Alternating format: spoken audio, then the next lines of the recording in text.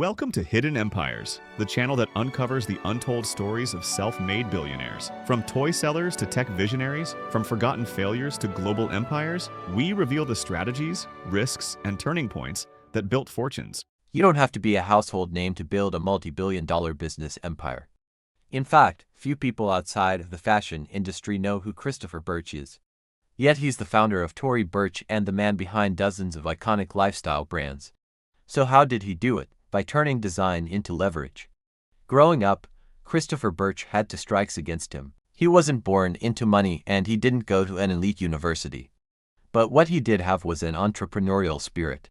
While studying at Ithaca College, he sold sweaters door to door to make some extra cash. And that's when it hit him. People weren't just buying warmth. They were buying style and story. And that's when he decided to make it his life's work. With just $2,000, he co-founded Eagle's Eye, a preppy apparel brand. At first, things were tough. Burch slept on friends' couches and ate takeout for months. But slowly, sales started to pick up. Department stores began carrying his brand and eventually so did boutiques across the country. Within a few years, Eagle's Eye was doing millions of dollars in sales and Burch was ready to take on the world.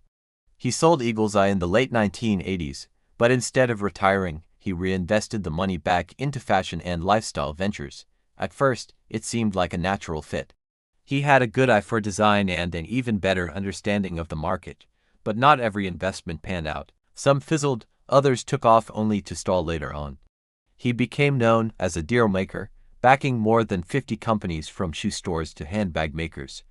But critics said he was spreading himself too thin.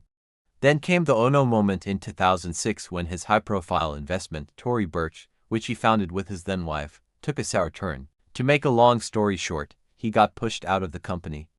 Not only was he no longer part of the business he helped build, but he was now persona non grata in an industry he once dominated. It was a devastating blow, and most people would have retreated to their old lives. But Burch wasn't most people. Instead, he doubled down on his belief that great design and branding could make almost anything desirable. Why limit himself to apparel when he could apply the same principles to an entirely new category?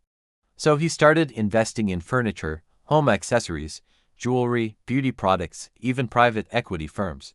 As long as a company had great design and strong potential, he was interested. In hindsight, this pivot was brilliant. It allowed him to build a diversified empire that wasn't tied to one sector or dependent on any single company. While other investors were busy poring over spreadsheets, Burch was outsourcing unique concepts that blended affordability with an aspirational lifestyle. Take his investment in a shoe company, for instance. He saw an opportunity to create something special, a brand that combined European design with American craftsmanship and a price point that was accessible to everyone. Under his leadership, the brand took off, becoming one of the fastest-growing shoe companies in the US, but shoes were just the beginning. He applied the same formula to everything else: a bag company, a furniture line, a digital media platform. Each company told the same aspirational stories and attracted the same audience. It was a compounding phase. As the decades went on, his portfolio grew to include more than 50 brands in fashion, home and tech. He also expanded into real estate and hospitality, including the launch of Nihi Sumba, a luxury resort in Indonesia that was named one of the best hotels in the world by Travel Plus Leisure. All the while, his personal wealth grew to the billions. Unlike tech founders, Burch never courted the spotlight. He's not on social media and he rarely gives interviews. But his fingerprints are on dozens of iconic lifestyle companies. He proved that you don't have to dominate Silicon Valley or have a billion users to build a global brand empire. If you know how to spot and scale design-driven businesses, you can create a network of brands that tell the same aspirational stories and sell the same products. So what's the takeaway for the listener? Design is leverage. When you make products or experiences aspirational, you can charge a premium, win customer loyalty and expand into entirely new markets. So if you want to succeed like Christopher Burch, don't just sell a product, sell the lifestyle it represents. Thank you for watching this episode. If you enjoyed it, please subscribe. It has the week's best stories right in your inbox. We hope that you enjoyed this episode. Please subscribe, like, and comment so others might find and enjoy these videos.